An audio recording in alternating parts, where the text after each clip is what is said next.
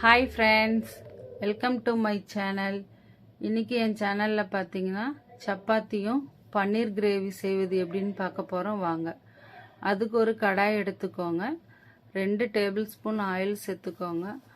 Oil நல்லா சூடு ஏறின பிறகு 1 டேபிள் ஸ்பூன் ஜீரகம் சேர்த்துக்கோங்க. ஜீரகம் நல்லா பொரிஞ்சு வந்த பிறகு 3 வெங்காயம் நல்லா நீல வாக்கில் எடுத்து கட் பண்ணியிருக்கேன். அது கூடவே சேர்த்து நல்லா பொன்னிறமாக ஃப்ரை பண்ணுங்கள். காரத்துக்கு ஏற்ற 2 பச்சை மிளகாய் ஆட் பண்ணியிருக்கேன். நான் காரம் கம்மியாக தான் போடுவேன், அதனால் 2 பச்சை மிளகாய் மட்டும் ஆட் பண்ணியிருக்கேன். கூடவே ஒரு துண்டு இஞ்சி, 4 பல் பூண்டு சேர்த்துருக்கேன். 4 முந்திரி பருப்பு சேர்த்துருக்கேன். முந்திரி பருப்பு ஆப்ஷன் தான், உங்களுக்கு வேணும்னா போட்டுக்கோங்க, இல்லைன்னா ஸ்கிப் பண்ணிக்கோங்க. 2 தக்காளி ஆட் பண்ணியிருக்கேன். எல்லா மசாலாவும் சேர்த்து நல்லா வதக்கி விடுங்க. நல்லா வதங்கின பிறகு 1/4 டேபிள் ஸ்பூன் கசகசா சேர்த்துருக்கேன். சேர்த்துட்டு ஸ்டவ் ஆஃப் பண்ணிவிடுங்க. நல்லா ஒரு ஃபேன் காற்றுல வச்சு ஆற வைங்க. அதுக்கு கேப்பில் நம்மளுக்கு தேவையான பன்னீர் எடுத்து சின்ன சின்ன க்யூபாக நம்ம கட் பண்ணிக்கலாம். ஆறின இந்த மசாலாவை ஒரு மிக்சி ஜாரில் மாற்றி ஒரு ஃபைன் பேஸ்ட்டாக நம்ம அரைச்சிட்டு வந்துடலாம்.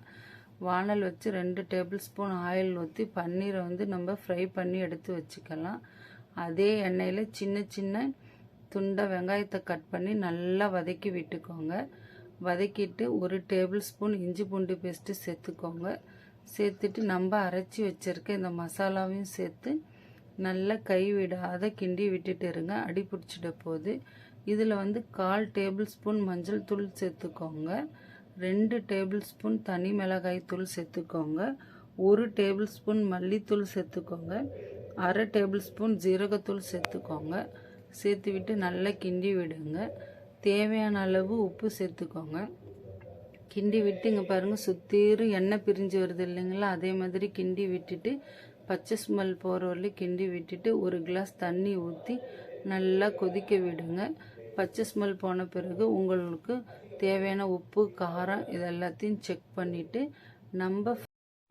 நம்ம ஃப்ரை பண்ணி வச்சுருந்த பன்னீரை ஆட் பண்ணிவிட்டு 3 to 5 மினிட்ஸ் நல்லா பாயில் பண்ண விடுங்க. பாயில் பண்ணிவிட்டு நம்மக்கிட்டே இருக்க கொத்தமல்லியை சேர்த்து இறக்கி விட்டுடுங்க. நம்மளுக்கு சுவையான சூப்பரான பன்னீர் கிரேவி ரெடி. இன்றைக்கி நம்ம வீட்டில் இது சைடிஷ்க்கு சப்பாத்தி செஞ்சாச்சு. சாப்பிட்டு பார்த்து ரொம்ப நல்லா இருந்துச்சு. நீங்களும் இதை ட்ரை பண்ணி பாருங்கள். உங்களுக்கு இந்த வீடியோ பிடிச்சிருந்தா நம்ம சேனலுக்கு ஒரு சப்ஸ்கிரைப் பண்ணுங்கள். ஓகே, பாய்.